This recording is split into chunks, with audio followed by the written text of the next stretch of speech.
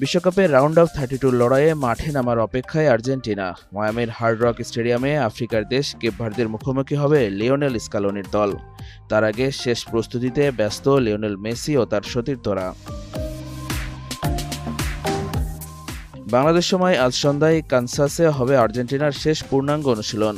জানা গেছে অনুশীলনটি হতে পারে সম্পূর্ণ রুদ্ধদ্বার। এখানেই প্রায় চূড়ান্ত হবে কেপ ভার্দের বিপক্ষে শুরুর একাদশ।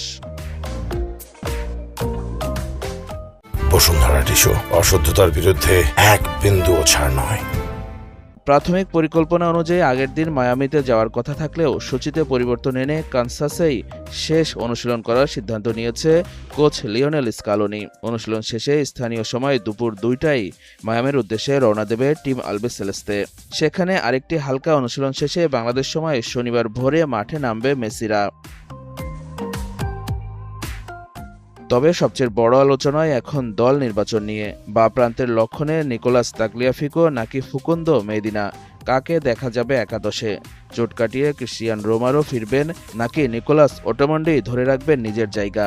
এছাড়া সবার নজর আক্রমণভাগে লিওনেল মেসির সঙ্গী হিসাবে শুরু করবেন কে? দুর্দান্ত ফর্মে থাকা লাউতারো মার্টিনেজ নাকি হুলিয়ান আলভারেজ? এদিকে আর্জেন্টাইন সংবাদ মাধ্যমের দাবি তাগলিয়াফিকোর শুরুর একাদশে ফেরার সম্ভাবনা রয়েছে, আর মেসির সঙ্গে লড়াইয়ে আপাতত লাউতারোই কিছুটা এগিয়ে রয়েছে।